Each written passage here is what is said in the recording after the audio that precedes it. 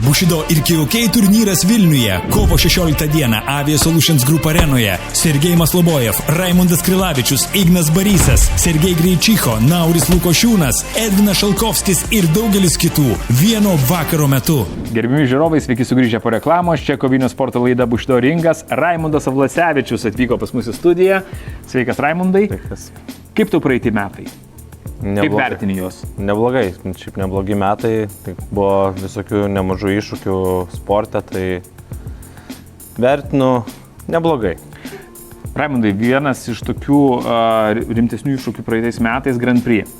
Ar ne? Truputėlį sugrįžkime į tą turnyrą, kaip ten viskas vyko, sekėsi tau tikrai labai neblogai iki to lemtingojo finalo, ar ne? Iki pusfinalį, ketvirtfinalį viskas pavyko gerai, pagal planą, pusfinalį irgi pavyko viskas gerai, tik tai nutiko kaip nutiko, buvo trauma, tai negalėjom tęsti kovos toliau finalę, tai tas labai nedžiugino ir iš tikrųjų labai liūdėjau, kad negalėjau išeiti ir išbandyti savęs trečiojo kovoje, bet... Bet 3 kovos per vieną vakarą, kokio pasiruošimo tam reikia? Na visgi, dažnai sako sportininkai ir treneriai, klube tu galėti dirbti per treniruotę 12 raundų, jokių problemų.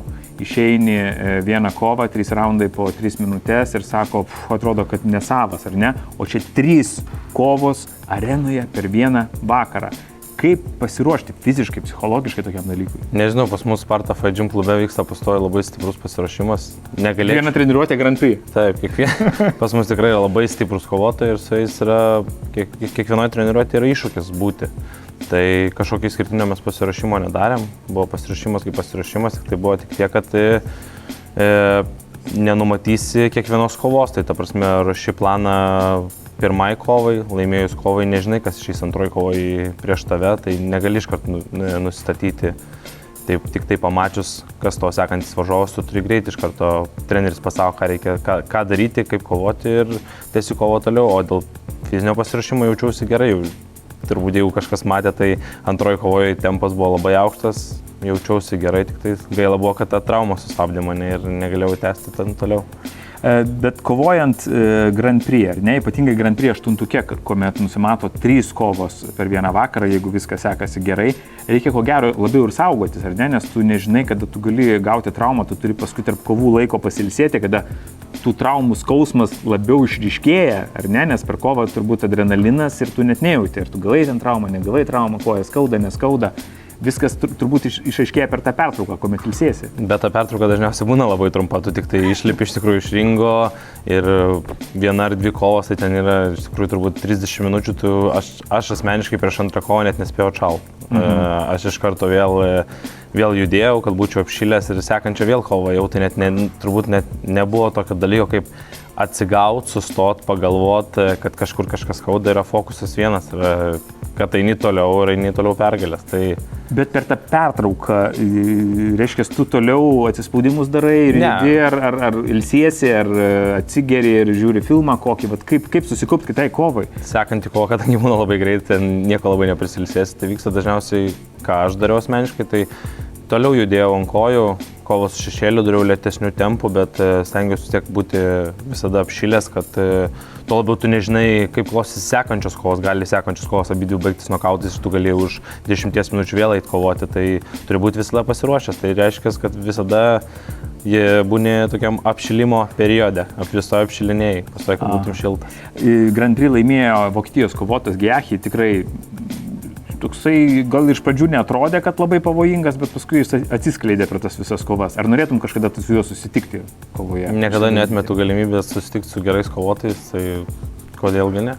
Vienas iš tokių gerų kovotojų, šiek tiek nuskriaudęs tavo bendraklubį, Henriką Vikšraitį, Manuel Rifa atvyksta į Vilnių ir šį kartą jis bus tavo oponentas. Kaip vertini jį, koks tai yra kovotojas, ką galbūt Henrikas pasakojo, iš Henriko kovos matėjai, į ką reikia atkreipti dėmesį labiau? Tai mes turim planą, stengiamės dirbti ties to planu, yra, kaip sakant, kiekvienas kovotojas daro klaidas, tai mes stengiamės išnaudoti tas jo klaidas, išnaudoti mano stiprias pusės ir ruošiamės, žinau, kad stiprus varžovas, niekada nenuvertinu nei vieno savo varžovo, nesvarbu, ar jisai debiutuoja galbūt ringė, ar jisai jau turi daug patirties, kiekvienas varžovas yra pavojingas, stengiuosi niekada nenuvertinti jo, žinau, kad ir jisai bus pavojingas, žinau, kad jisai aukštas, žinau, kad fiziškai stiprus, labai nepatogus. Nepatogus, va tą patį norėjau pasakyti, šokinėja, tas kojas kelius mėto, ar ne? Bet neįveikimų nėra, tai viskas stengiuosi treniruotėse padaryti, kas iš manęs priklauso, viskas stengiuosi maksimaliai atsiduoti ir padaryti viską maksimaliai ir faktas, kad stengiuosi nugalėti. Prieš kovas, prieš tą jau tokį intensyvų pasiruošimą reikia susižiūrėti ir tą poilsį, ir mytybą, ar ne? Tai kokias spurgas valgai prieš varžybas, kad sumotyvuotų ir energijos įkrautų? Tai va, šį kartą labai negailestingai jau metu svorį nuo praeitos savaitės, tai reiškia, yra to nemažai laiko dar numes svorio, bet susidėlioju mytybą tam, kad liktų kuo mažiau svorio paskutiniam savaitėm. Norėčiau pasidaryti svorį jau iki varžybų kuris laikas, kad galėčiau būti svorį ir ramiai atsistatyti, tai kol kas su spurgom palauksim. Bet mes, klausyk, su tavimi esame kalbėję, kad, kaip ir sakai, aš toks netipinis kovotojas, pas mane ten six-packo nėra ir panašiai, bet tai yra klaidinantis manevras, ar ne? Tai tu išeini, tu visą laiką šypsaisi, ar ne? Tai tą varžovą ir suklaidini, ar ne? Nes kiti ateina pikti, suplėšysiu, užmušiu ir panašiai. Tu ateini linksmas, padovanoji spurgą dar, reiškia, kad... Man varžybos yra kaip šventė, aš ateinu jas kaip iš šventė, tai aš iš šventė neteinu piktas, aš iš šventė ateinu laimingas, tai aš vis laik ateinu kaip iš šventė, nuo šypsena vis laik veidė, aš esu linksmas, man yra gera nuotaika. Tai ką, žinau, puikus laikas, kolegos irgi kartu kovoja, tai smagu su visais pasimatyti, net ir su kolegom iš kitų miestų, smagu pasimatyti, visada pasveikinti. Toks kaip klasės susitikimas. Taip, tai smagu visada pasimatyti, tai vis tiek man būna gera nuotaika, bet varžybų dieną aš kad ir būnu su šypsena, bet sportinio pykčio pas mane netrūksta. Netrūksta, ar ne? Na kągi, gerbiami žiūrovai, noriu pasakyti, kad Raimondo Vlasevičiaus laukia, iš tikrųjų, nedovanėlė varžovas, bet, kaip ir minėjo, Raimondas su trenerių komanda ruošiasi kiekvienam iššūkiui, ruošiasi išnaudoti savo priešininko klaidas ir labai tikimės, kad jo ranka po kovos kils į viršų. Ačiū Raimondai, kad apsilankei mūsų laidoje. Pasimatysime būtinai kovo 16 dieną Avia Solutions Group arenoje.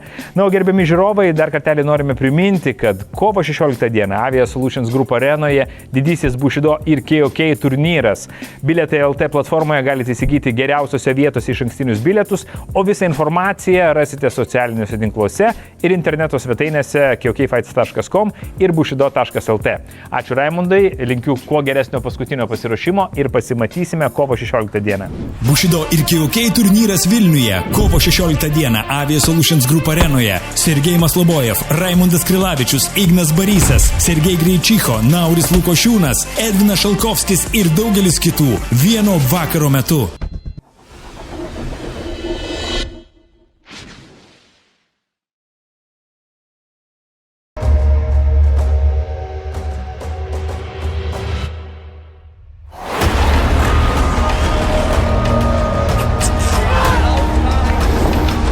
Įspūdingos kovos, tikros emocijos, įtampa ir adrenalinas. Kovos menų televizijos kanale Prime Fight HD.